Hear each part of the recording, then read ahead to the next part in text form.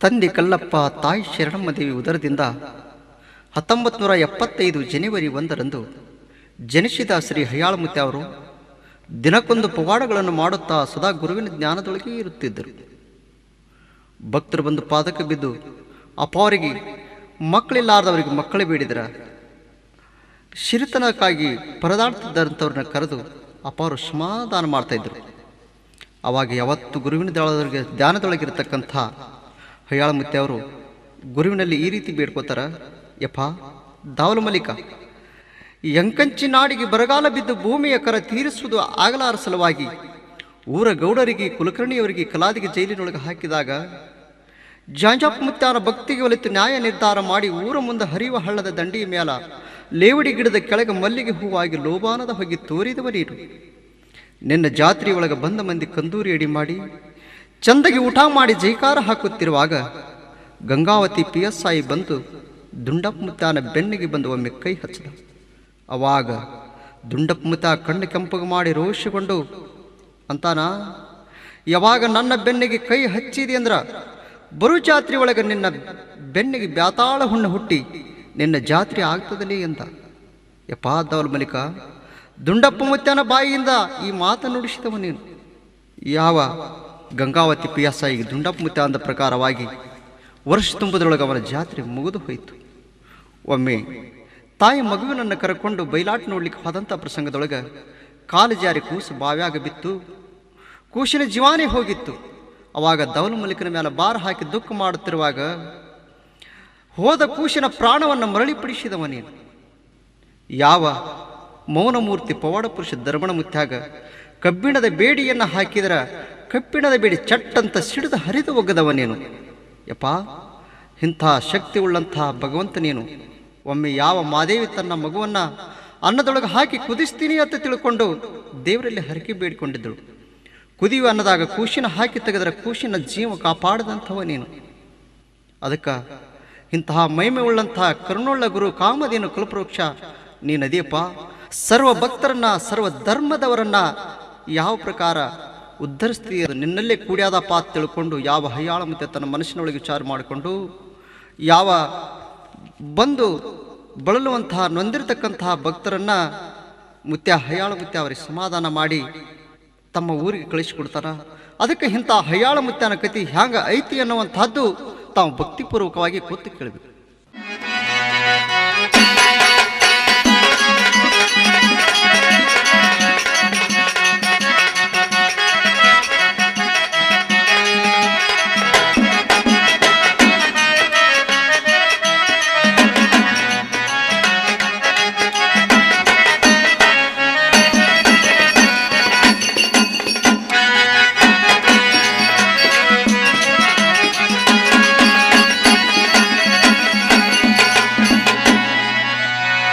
ಹಯ್ಯಾಳಮುತ್ಯನ ಕತಿಯ ಕೇಳಿರಿ ಕೊಟ್ಟು ನೀವು ಗಮನ.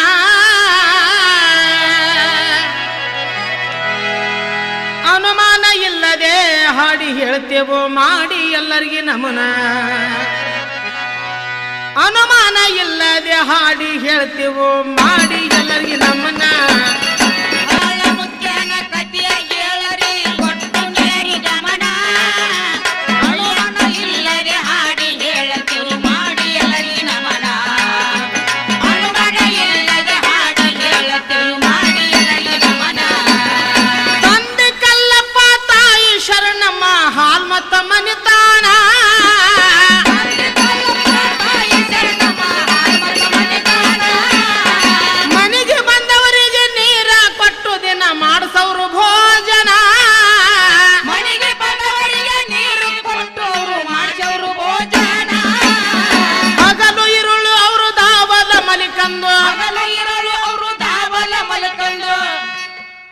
ಹಗಲು ಇರುಳು ಅವರು ದಾವಲ ಮಲಿಕಂದು ಮಾಡ್ತಿದ್ರು ಗುಣಗಾನ.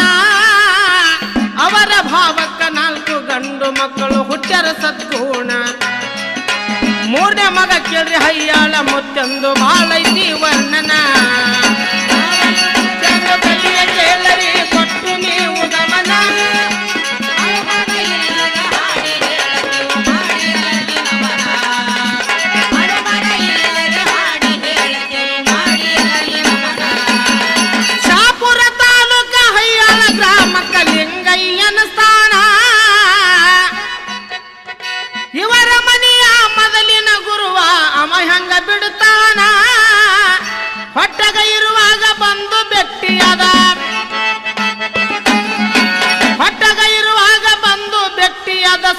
ಕೇಳರಿ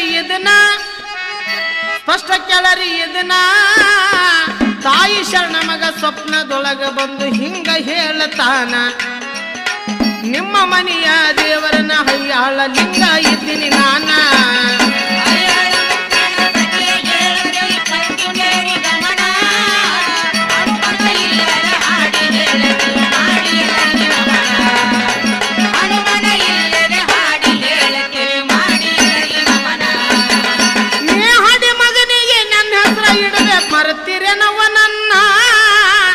ಮುಂಜಾನೆ ಎದ್ದು ಅತ್ತಿ ಮಾವನ ಮುಂದೆ ಹೇಳ್ಯಾಳಾದ ಘಟನಾ ಸುದ್ದಿ ಕೇಳಿ ಅವರು ಸಂತೋಷ ಆದ್ರು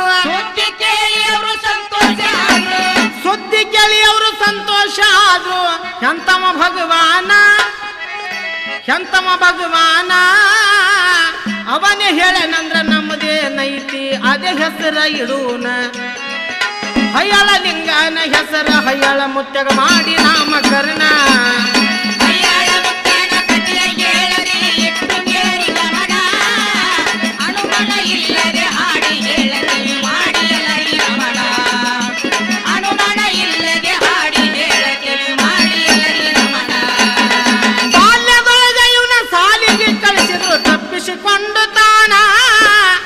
ಗುಡಿಯ ಮುಂದ ಕುಂತು ಕೈ ಒಡಿತಿದ್ದ ಹಾಕುತ್ತ ಬಾಯಿಲೆ ದಿನ ಹಿಂಗಾದ್ರೆ ಸಾಲಿ ಕಲಿಯುವುದಿಲ್ಲ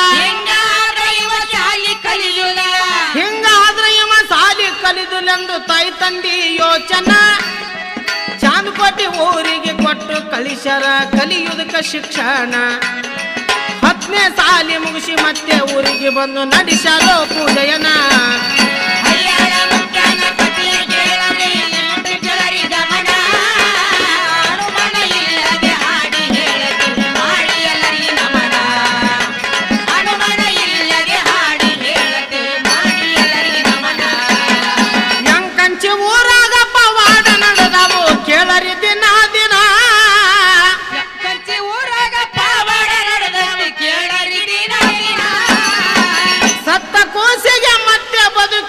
ನೀಡಿದಾರ ಪ್ರಾಣ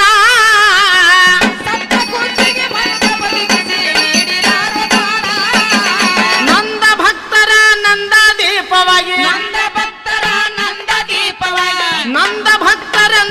ದೀಪವಾಗಿ ಸದಾ ಬೆಳಗತಾನ ಧರೆಗೆ ಬಂದು ಸುಳ್ಳೆ ಸ್ವರಿಗೆ ಸಾಯಿಬಾಡ ಗುರುವಿನ ಹಿಡಿ ಚರಣ ಬೇಡಿದ ವರವ ನೀಡಿ ಕಳಸತನ ನಿನ್ನ ಜನ್ಮ ಪಾವನ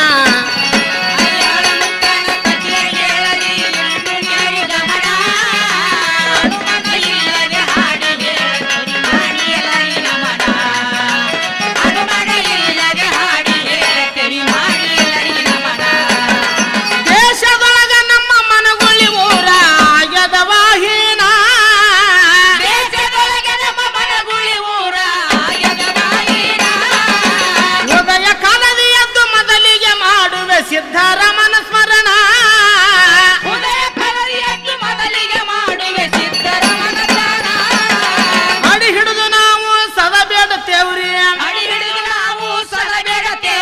ಅಡಿ ಹಿಡಿದು ನಾವು ಸದಾ ಬೇಡತೇವ್ರಿ ಅಪ್ಪನಂತ ಕರುಣ ಸಾಹಿತ್ಯ ಬರೆದು ರಾಜ್ಯ ಪ್ರಶಸ್ತಿ ಪಡೆದ ಗುಬ್ಬ್ಯಾಟ ನಿಂಗಣ್ಣ ಗಾನಗಾರುಡಿಗ ಕೂಸ ಆಕಾಶ ಮಾಡ್ಯನ ಗಾಯನ ಶ್ರೀ ಗುರು ಬಸವನ